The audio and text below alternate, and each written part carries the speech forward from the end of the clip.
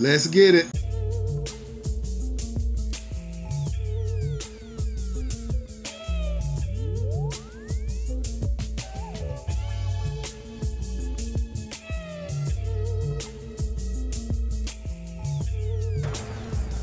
It is an absolutely gorgeous day here in the Carolinas, and I'm so glad to see it. Hope everyone is well and that you too are able to get out and enjoy it. I know that on the way out here I didn't really have an idea for today, but I did have some notes, which I'm always scribbling something down as the Most High leads. So in today's case, he led me to an idea. Let's put it like that. He gave me an idea. And I really hadn't studied it or taken the time. Well, I jotted down a few scripts that he gave me at the time, but it wasn't the meat of the subject or the meat of the idea. So praise the Most High, he gave it to me as soon as we pulled up. So I had a quick 5-minute study with the Most High. Just enough time for him to give me a couple of scripts. But it is, like I said, an absolutely gorgeous day here in the Carolinas.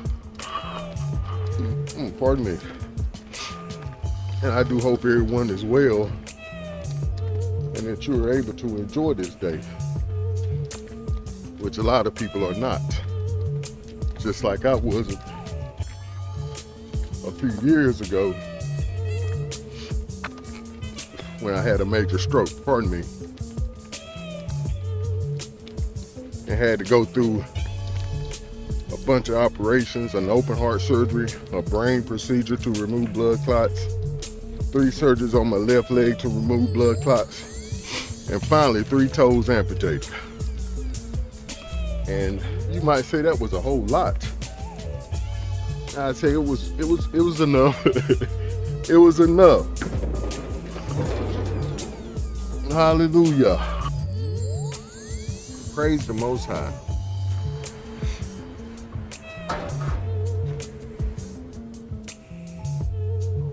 And the idea is, stop drinking from the Woe Is Me Well. Hallelujah. And we touched on this yesterday evening, now that the Most High brings it to my mind.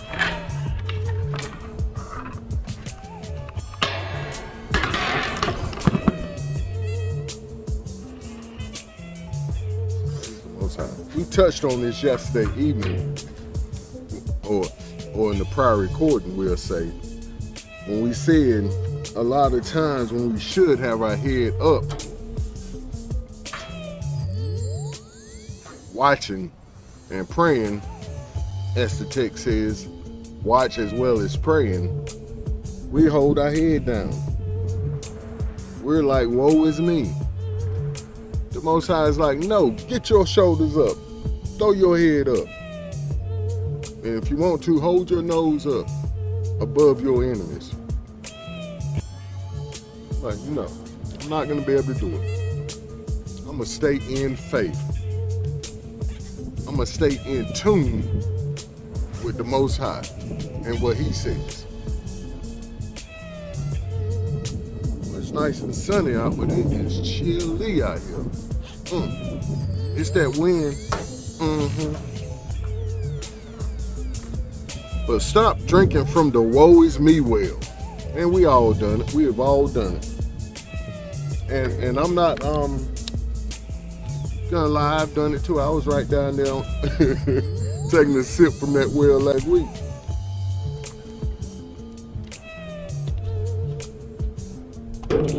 Or should we say last month?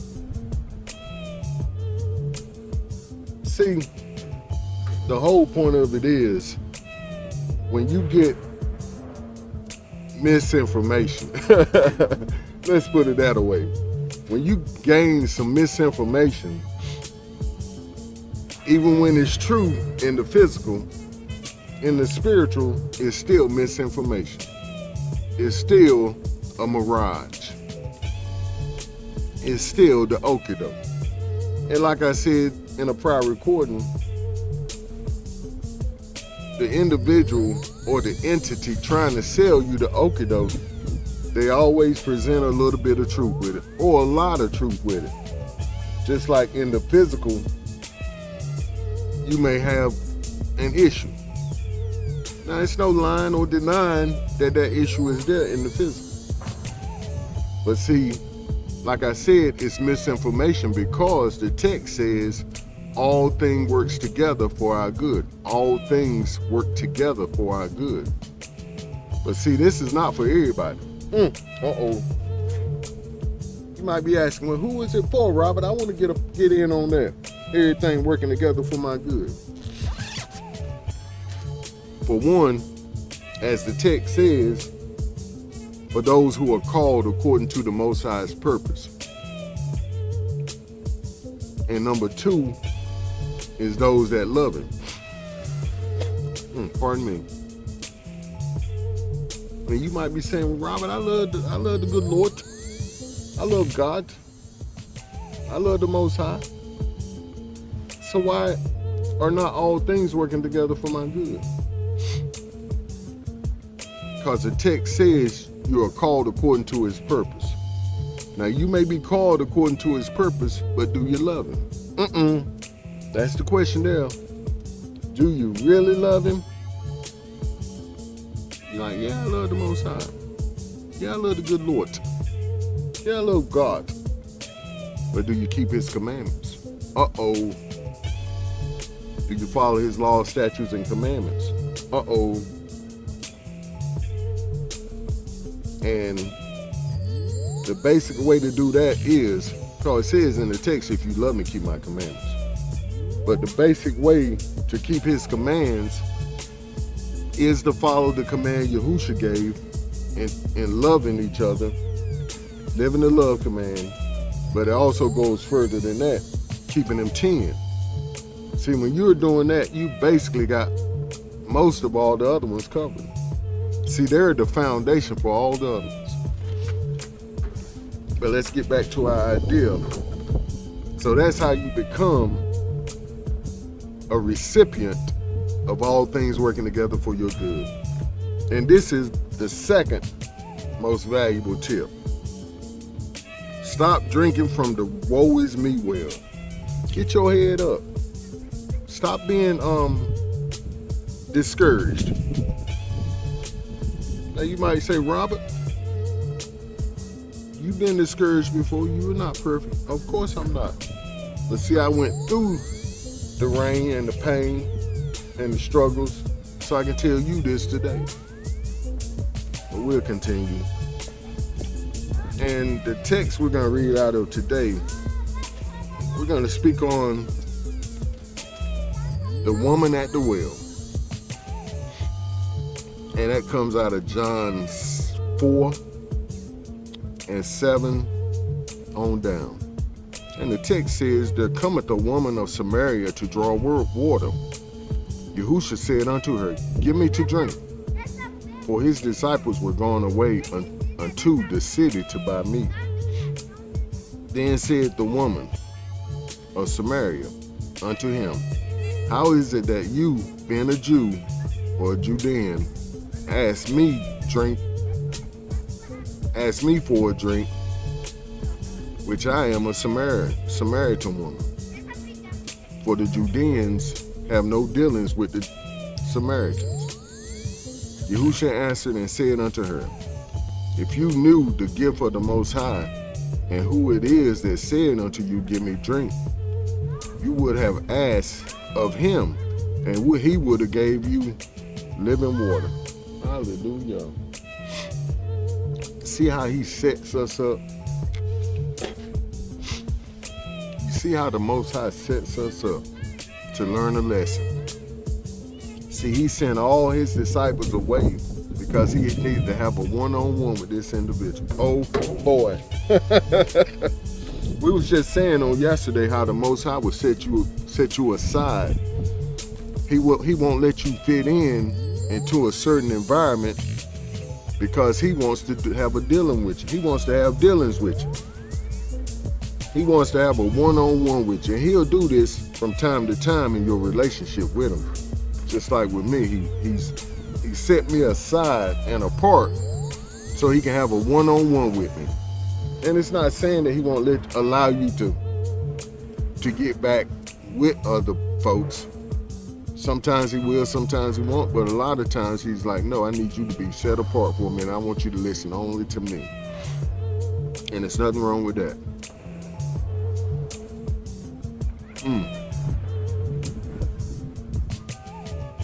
The woman said, sir,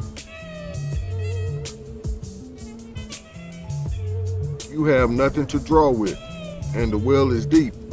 From whence then do you get this living water? Or where do you get this living water from? Pardon me. Are you greater than our father Jacob, which gave us the well, and drank thereof himself, and his children, and his cattle? Yahushua answered and said unto her, whosoever drink of this water shall thirst again, but whoever drink of the water that I shall give shall never thirst. But the water that I give shall be in him a well of water springing up into everlasting life. The woman got smart. She said, sir, give me this water that I thirst not, neither come here to draw. See, she still thinking it's a physical water, but she was smart. She took his word. She believed him, and she applied faith, even though she didn't have a full understanding of the living water he was talking about. So Yahushua, after she gave him permission to give her the water by faith, although she didn't have full, clear understanding, he began to give her the water. He said, go call your husband and come back, basically. The woman answered and said unto him, I have no husband. Yahushua said to her, you have said right. I'm putting it in my own words because it's out of the King James with all the thous and thy. So we're going to read it. Thou hast well said, I have no husband. For you have 5 husbands, and the one you with now, he's not your husband. And that part you said was true. The woman said unto him, sir, I perceive you are a prophet.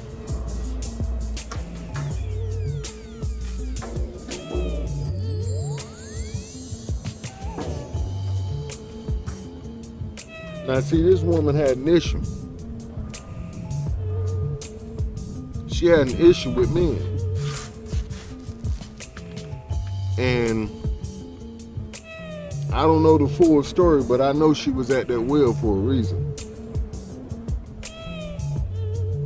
And I'm gonna leave it at that. I'm not gonna imply anything about the woman, but she clearly had an issue with men. And she was at the well, and she was at the well at a time of the day, this much I do know, that you don't go drawing no water from the well. I think it was the heat of the day. But let's go on to the next text. But the whole point here is Yahushua delivered her. Well, what happened was she went to the city. I think it was Samaria. She went to the city. I think it was a small city within the country of Samaria, or the nation of Samaria, something like that. I don't know the full story. I'm not refreshed on it because I didn't read the whole story.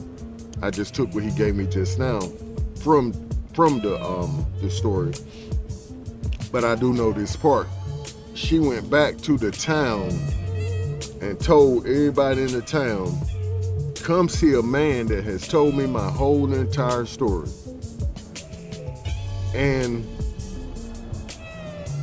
basically she told them she was one of the first preachers or evangelists, female evangelists. She went and told the story. She said, come and see a man who's told my whole story. And the text goes on to say that that town was blessed because of her. That all the people believed in the Most High because of her. Or most, I don't want to say all, but a whole lot of people believed in the Most High because of her. She got that living water. And see, what it's all about is being obedient and listening to him, doing what he tell you to do. Like we were saying on yesterday, it's impossible for the Most High to get you something out of the spiritual if you're not gonna line up with the physical, line up physically with drawing that out of the spiritual into your life. I hope that made sense. But what it's gonna take is obedience. See, he told her to go.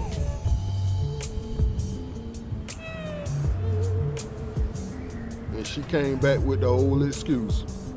I don't have no husband. See, that was her going back to the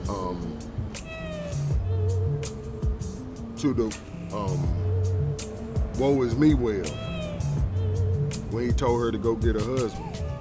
Which, like he said, she won't lie, but she didn't divulge the whole truth at the time, because the man she was with wasn't her husband. See, she could have divulged that information and said, well, I have 5 husbands, but the man I'm with right now, he's not my husband. But see, with her saying, give me this water, that was the start of the faith process. See, that's just like I was saying in the prior recording, when we go to the Most High in faith, he was like, good, that's a start. That's the start of your faith. And then, like I was saying, where the Moray was saying, write down your prayers and your petitions before the Most High. That's another step. So when you have a petition, write it down, then go to the Father and be like, I need this right here taken care of. Now you say right here in your text, write down the text or the script that backs down what you want, that you will supply all my needs according to your riches and glory through Yahushua HaMashiach. So I need this taken care of. Now, Abba, show me what I must do to bring this out of the spiritual realm into the physical realm. And like I was saying, this here is one of the most important steps. Not getting in that woe is me attitude. And then we see here in John 5, a man healed at the pool of Bethesda. After this, there was a feast of the Judeans, and Yahushua went up to Jerusalem. Now there is in Jerusalem by the sheep gate a pool, which is called in Hebrew Bethesda, having 5 porches. In these lay a great multitude of sick people, blind, lame, paralyzed, waiting for the moving of the water. For an angel went down at a certain time into the pool and stirred up the water. Then whoever stepped in first after the stirring of the water was made well of whatever disease he had, or disease he had. Now a certain man was there who had an infirmity 38 years. When Yahushua saw him lying there and knew that he already had been in that condition for a long time, he said to him, do you want to be made well? And I can imagine, I've heard a few ways this story has been told, but I'm going to tell it the way I'm feeling it right now coming from the Most High.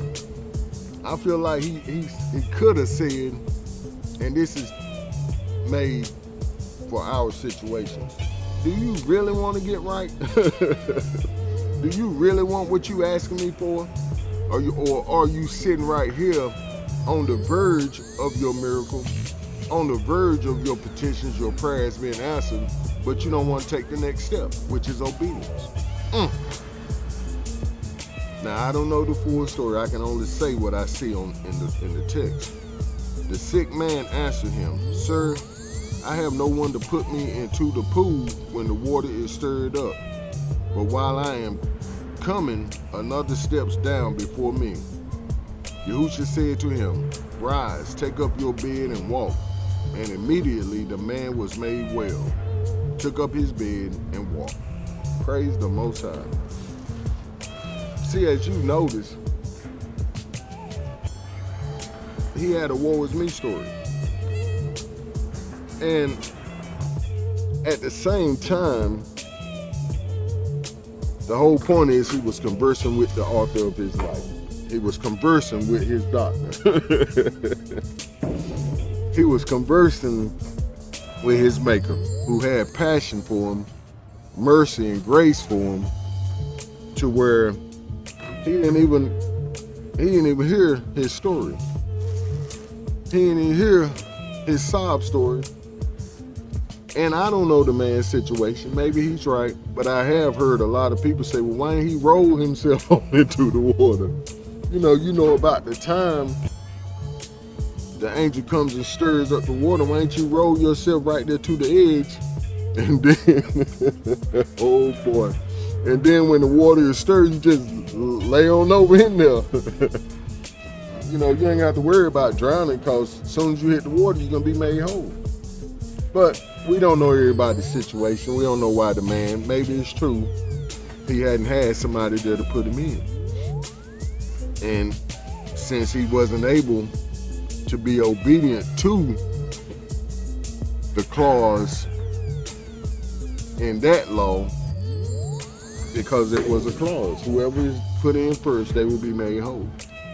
So basically, because he wasn't able to get there, he wasn't made whole.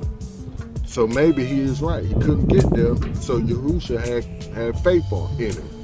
Because he's there, and he had a desire to get in the water, but he had no help.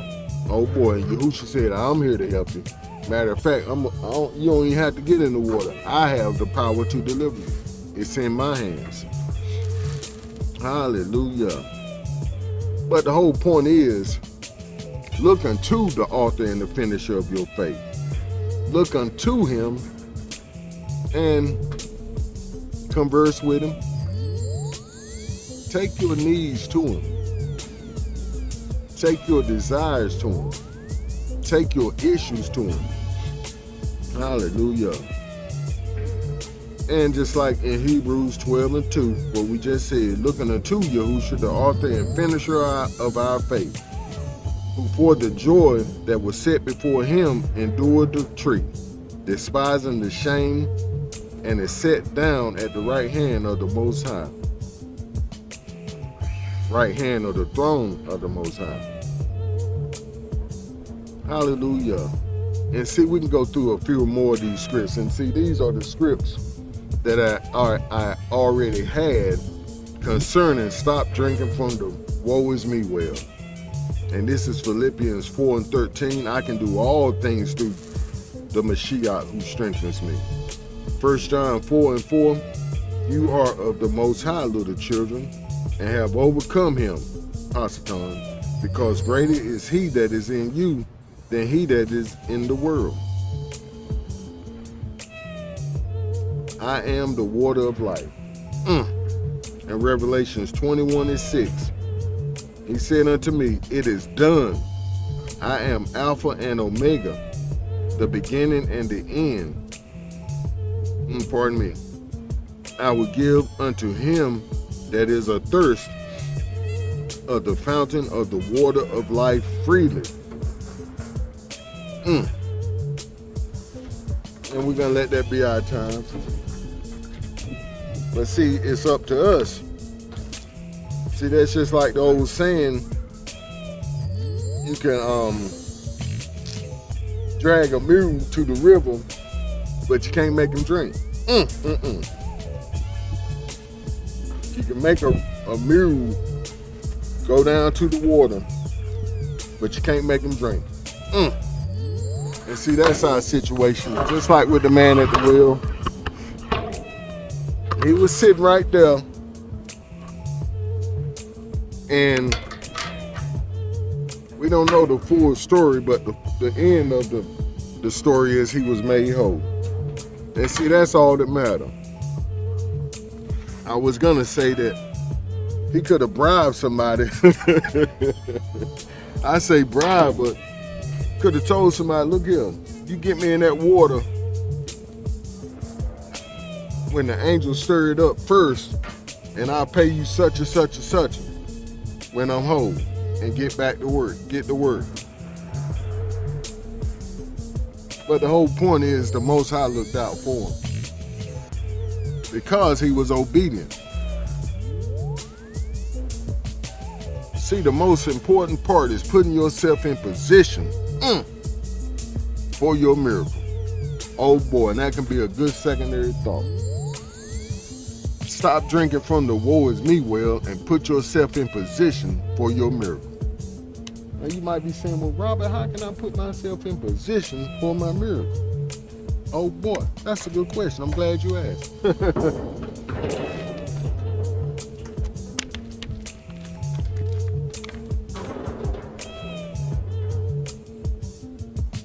Oh boy, what's a fishing weight doing way out here in the park? Maybe somebody was fishing out, trying to fish in that little creek. No, there's a this creek going into the back where there's the water is pretty much dammed off by the beaver, I guess. And folks be back there fishing. But the way to do that is obedience. That's how you get at your miracle, obedience. And there's no other way. You can't. Like I said before, pardon me, it is absolutely impossible for the Most High to get you what you need without you first being obedient.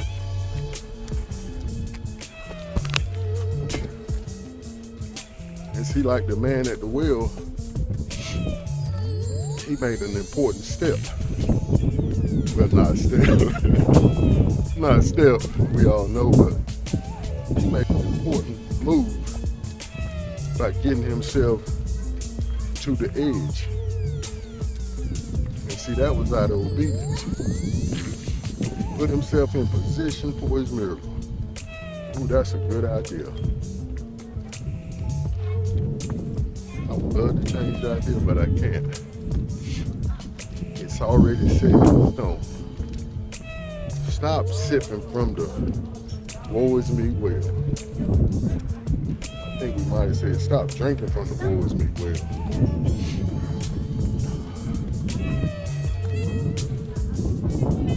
And see, we gotta get out of that self-pity mess. We keep bringing up stuff from 50 years back. And it's okay now if it's helping somebody else. But when it's coming with the air of woe is me, then it's really defeating the purpose. Because the people you're meaning to help can feel that. Especially if you keep sharing the same thing. Now see, I share my testimony because there's victory on the other side. It's no have pity on me or have pity on me because I went through this. It sounds like to me, you still going through it. Or you still have an issue with the same thing. In a lot of cases. Now, I'm not saying all the time. And like I said, I try not to judge other folks harshly. But see, just like with Yahusha, he could tell the difference. And no, I'm not Yahusha. I'm not God. But judge yourself and start asking yourself the question, am I living a lie and running off with this woe is me mentality. Let's get on this bike.